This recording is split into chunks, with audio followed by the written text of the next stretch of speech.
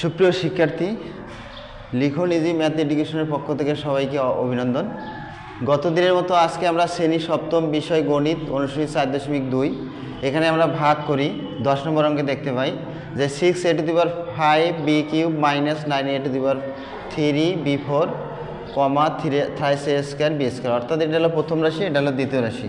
প্রথম রাশিকে দ্বিতীয় রাশি দ্বারা ভাগ করব। তাহলে আমরা দুইভাবে করতে পারি। তো মূলত আমরা যেটা সহজে করতে পারবো সেটা করি।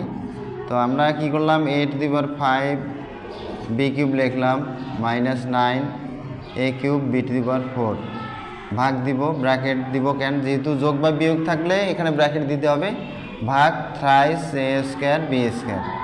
তো এই জিনিসটাকে আমরা এইভাবে করতে পারি। তো এই নিয়মে না করে এখানে ভাগফল থাকবে, এখানে ভাজক থাকবে। তো আমরা সহজভাবে করব যে 6a⁵ b³ - 9a³ b⁴ ভাগ আমরা এখানে নিচে দিলাম a² b²। তাহলে এখন এই θ² দ্বারা একেও ভাগ একেও ভাগ, তার মানে কি 6a⁵ b³ ভাগ হলো θ² b² minus 9a³ b⁴ by 3a² b²।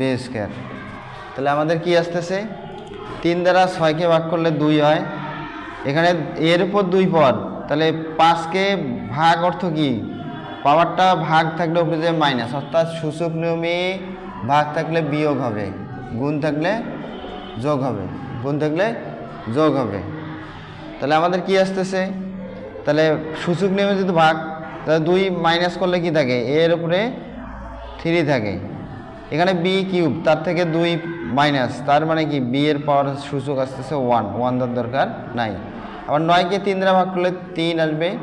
এখন এর উপর কিউব, নিচে হলো স্কোয়ার, তাহলে 3 থেকে 2 বাদ গেলে কি থাকবে, আর একটা থাকবে। b4 থেকে আমরা এই 2 উপরে যে মাইনাস হবে, মাইনাস করলে কি আসতেছে আমাদের b² আসতেছে। তো একটা আমরা দেখি, যেমন b4 বাই হলো b², এই ভিত্তি হলো b লিখলাম, 4 লিখলাম, নিচে ভাগ মানে বিয়োগ, তাহলে 4 থেকে 2 গেলে কত থাকে 2। তাই এইভাবেই চলকগুলোর সূচকগুলো নির্ণয় করা হয়েছে এখানে। তাই 4 থেকে 2 গেলে 2 থাকে, তাহলে আমাদের ভাগফল এটা দাঁড়াবে। তো আশা করি সবাই বুঝেছো। অঙ্কটি দেখার জন্য সবাইকে ধন্যবাদ। এরপরে নতুন কোনো ভিডিও নিয়ে কথা হবে।